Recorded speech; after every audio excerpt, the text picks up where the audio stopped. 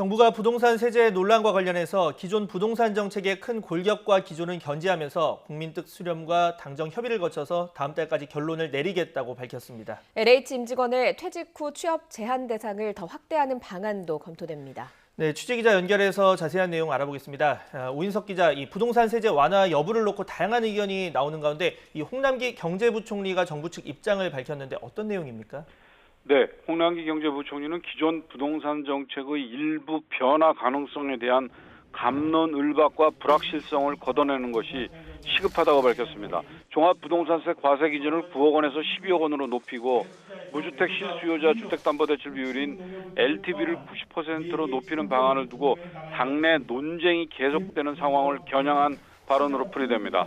홍 부총리는 기존 부동산 정책의 큰 골격과 기조는 견제하되 변화가 필요한 부분에 대해서는 민의 수렴과 당정 협의 등을 거쳐 가능한 한 다음 달까지 모든 결론을 내고 발표할 수 있도록 해야 할 것이라고 말했습니다. 현 부동산 시장 상황에 대해서는 지난달 중순 이후 매수자가 많은 시장으로 전환된 것은 매우 경계해야 할 변화가 아닐 수 없다면서 이 같은 시장 불안은 보궐선거 이후 수요와 공급의 불확실성이 확대되고 있는 데 따른 측면이 큰 만큼 이를 해소하는 것이 시급하다고 덧붙였습니다.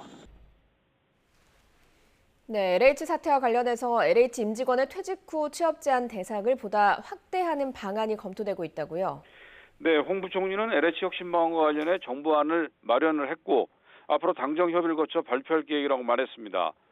지난 3월 정부가 발표한 투기 재발 방지 대책을 LH에 더 엄격하게 적용하고 설계 공모와 입찰 비리 등 부조리를 근절하기 위해 LH 임직원의 퇴직 후 취업 제한 대상을 보다 확대하는 방안이 추가로 검토되고 있습니다.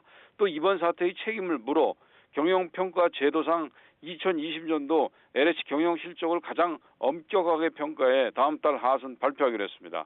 이와 함께 금융회사의 특정 지점에서 LH 직원에 대한 대규모 대출이 이뤄진 것과 관련해서는 LH 직원과 공무원 등 25명의 불법 투기 정황을 확인하고 합동특별수사본부에 수사를 의뢰했습니다. 또 다른 40명의 농지법 위반 정황도 확인하고 수사 의뢰했습니다. 지금까지 경제부에서 전해드렸습니다.